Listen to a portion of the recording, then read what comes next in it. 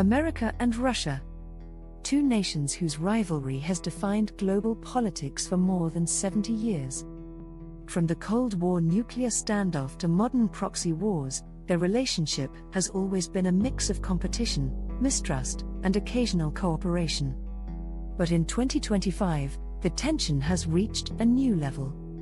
With war raging in Ukraine, sanctions squeezing economies, and military drills pushing armies to the brink, the United States and Russia are once again in the spotlight. The stakes could not be higher, for Europe, for global markets, and for the future of peace itself. To understand today's crisis, we need to look back at how we got here.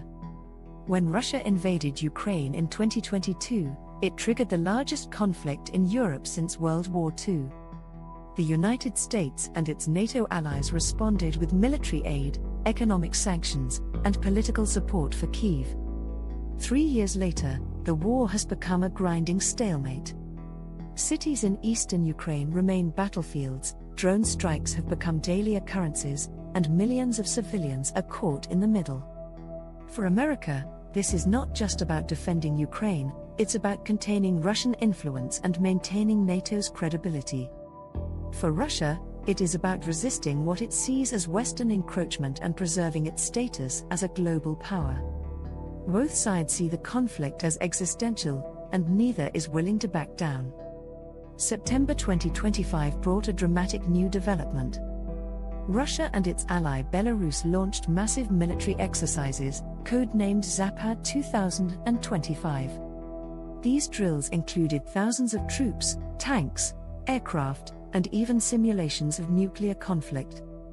Officially, Moscow called the exercises defensive. But to NATO, the message was clear: Russia is reminding the West of its strength, and of its nuclear arsenal. For neighboring countries like Poland, Lithuania, and Latvia, the sight of Russian troops training so close to their borders has revived Cold War-era fears. And while these are technically just exercises, history shows us how easily military maneuvers can spill over into real confrontation. At the same time, Russian drones have entered NATO airspace. In one case, drones crossed into Poland, forcing Warsaw to invoke Article 4 of the NATO Treaty, a clause that requires consultations among all members. Romania has also reported violations of its skies. Each drone incident increases the danger of a miscalculation that could trigger a direct clash between NATO and Russia, something both sides claim they want to avoid, but both are preparing for. But the war is not only fought with weapons. It's also fought with oil and gas. Ukraine has carried out a series of drone strikes deep inside Russia, targeting oil refineries, pipelines, and ports. One of the most significant was an attack on the Baltic port of Primorsk, a key hub for Russian oil exports. These strikes are more than symbolic, they hit Moscow's wallet, threatening the revenues Russia relies on to fund its war effort. For the United States, this is an opportunity. Washington has pushed NATO and the European Union to tighten sanctions on Russia's energy sector. The idea is simple: cut off Moscow's money supply, and the war becomes unsustainable. But in practice, it's complicated. Many European countries still rely on Russian oil, and cutting off supplies could send fuel prices soaring, creating political backlash at home. That's why, despite nearly 24 rounds of sanctions, Russian oil still finds buyers, often through middlemen or shadow fleets. This energy chess game is one of the defining fronts of the US-Russia standoff. Inside Washington, the pressure is mounting.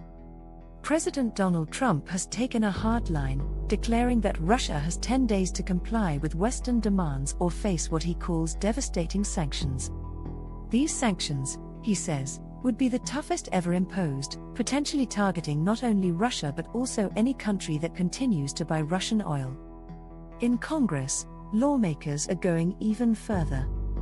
Some senators are pushing a bill to officially label Russia a state sponsor of terrorism, citing allegations of war crimes, including the abduction of Ukrainian children. Others are calling for restrictions on uranium and gas imports, aiming to cripple Russia's economy. These moves mark a sharp escalation in America's stance, not just punishing Russia, but trying to isolate it completely from the global system. For Moscow, this is confirmation of what it has long claimed, that the United States is determined to weaken Russia at all costs. For Washington, it is a matter of principle, a stand against aggression and authoritarianism. As the first half of this story ends, the picture is clear: the United States and Russia are locked in a dangerous confrontation that spans battlefields, economies, and diplomacy. Military exercises, drone incursions, and sanctions have created a volatile mix. The question is not whether there will be consequences, but how severe they will be. In the next part, we'll explore where this conflict could lead, from fragile diplomacy to nuclear risks, from fractured alliances to the possibility of a new Cold War. Stay with us.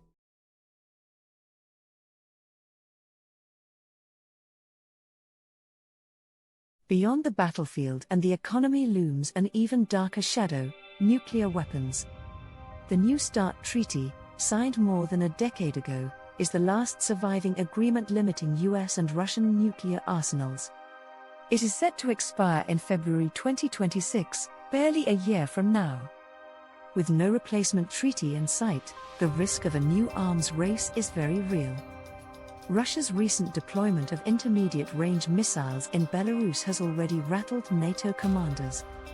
These weapons can strike European capitals in minutes, forcing NATO to rethink its defenses.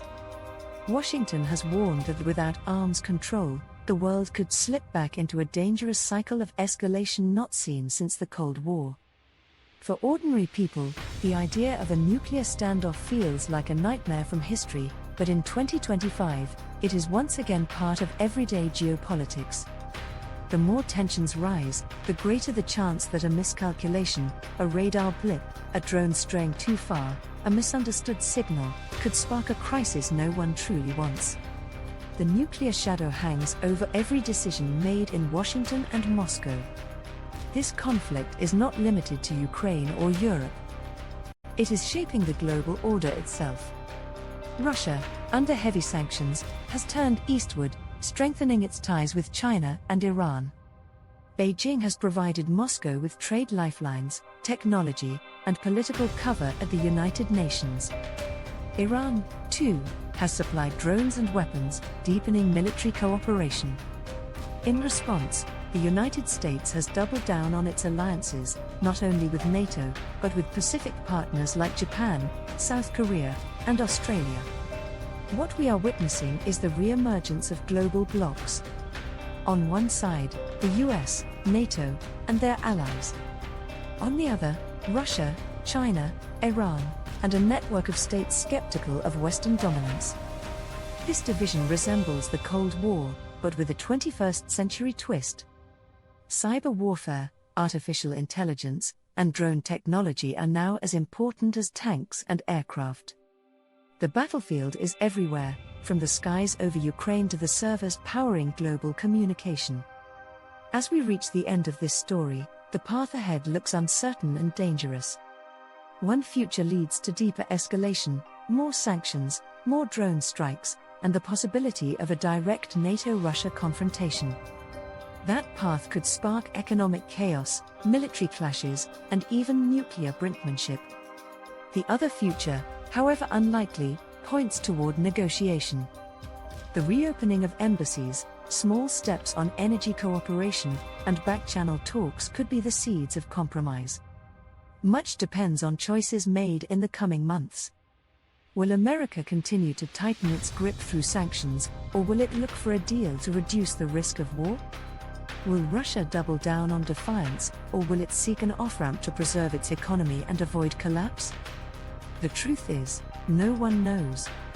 But one thing is certain: what happens between Washington and Moscow will not stay between them. It will affect the world, from fuel prices in Europe, to food supplies in Africa, to security in Asia. The stakes are global, and the world is watching. The story of America and Russia in 2025 is not just about two countries. It is about all of us, and the uncertain future we share.